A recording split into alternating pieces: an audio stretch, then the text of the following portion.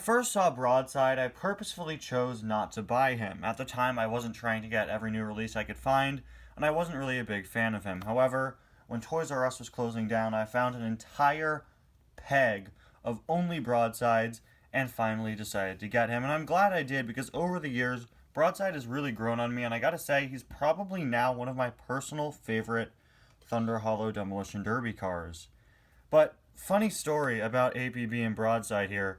If I hadn't gotten their 2020 2-pack re-release for repaints, I don't know when the next time I'd be reviewing these two was, because I haven't reviewed APB since September 9th of 2017, when I first got her in the Thunder Hollow 5-pack. That was one of my first videos ever, and I've never reviewed her since. Now, I'd say I'm pretty good at reviewing APB, considering how many Mini Racer 3-packs they keep putting her in. I have like 5 Mini Racer APBs now, and I don't know what to do with them.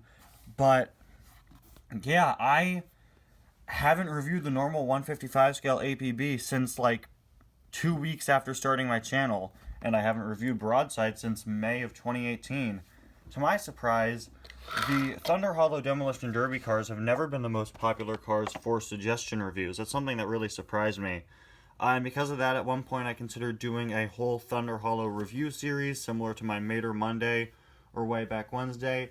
And maybe I'll end up doing that again, because I reviewed a lot of the Thunder Hollow cars very early on into my channel's history. Like I said, reviewed APB here and several others within like the first few weeks of starting my channel, since that's when I first got them. But now, like I said, I picked up the APB and Broadside 2-pack from last year for repaints, and now I get to review these guys once again. Anyway guys, welcome back to yet another review. Today we're going to be taking a look at the 2020 Thunder Hollow Blue Desert APB and Broadside 2-pack. Again, a 2-pack that I got for repaints. I've really been enjoying buying cars for repaints lately. I used to never do this, but now when I'm getting a car to repaint, I'm reviewing it before I repaint it, and I think that's good, because I get to give an updated review on the car before I repaint it. Of course, as I said, we have APB and Broadside here. Really like the artwork for both of these two, and these two are definitely different than my original versions of them from back in 2017, as these are their Thailand variants. I could already tell some differences with APB's expression, so it'll be interesting to see. I can't say what these two will be repainted into, but still excited to review them and then repaint them nonetheless. We've got the Thunder Hollow logo there. It's Crazy 8 Night at Thunder Hollow Speedway with Miss Fritter pushing Sigalert, Bill, and Patty. And of course, we've just got these two down here. They are the only 2-packs in that series for 2020.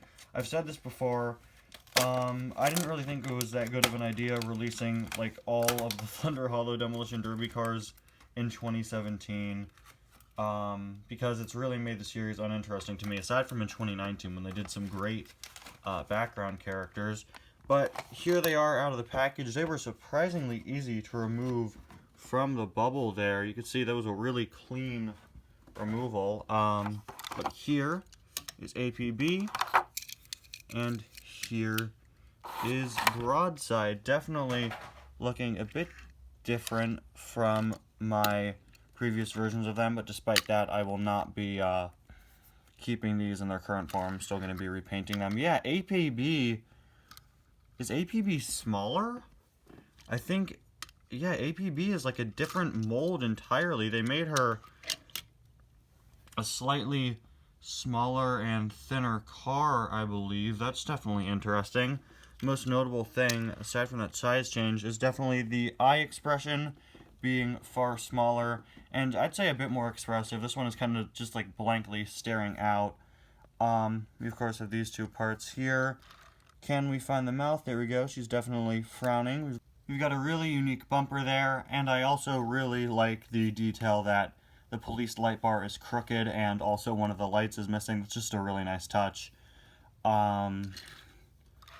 Definitely dirtier up here for the part painted white. You could easily tell that on camera. We've got the wheels there, the star with the gold circle around it, the law written there, of course, with that very nice spray painted design that all of the Demolition Derby racers have. I've always said this, I love how homemade all of these cars look. Number 54, you can run, written there. And then on the other side, we have 54 and the law written once again, including a bit of a darker smudge there, which is also on the original version. And there is a look at APB's base. By the way, both of these cars do have matte finishes. Moving on to Broadside, who has definitely gotten an interesting change as well, as his front definitely looks quite a bit more visibly damaged. He also has a much darker blue. I kind of prefer the darker blue on him, although I feel like the dirtier blue is more realistic on the original here. There's something up with his expression that looks a little different. I think it's kind of funny. I just can't quite tell what it is, but I don't know. I think there's something pretty funny about his expression.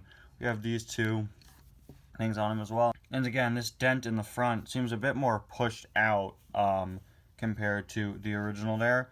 His grill is painted on because it seems as if it was bolted over by this part.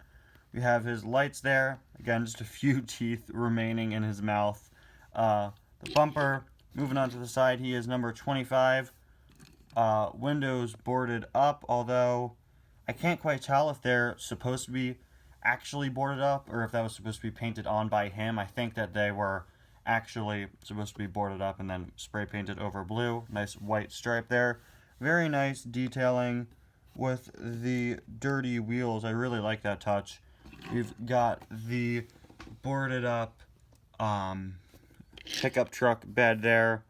Also very nice. My original Broadside is all dusty in the pickup truck bed, but it's definitely not as dark there. Here it's black. There it is more of a gray. Got some white and some paint smudges all over him.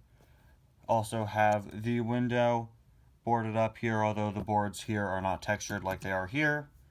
Or, I mean, they're not a separate piece, they're just painted on there. Here we have written upside down, flip me over.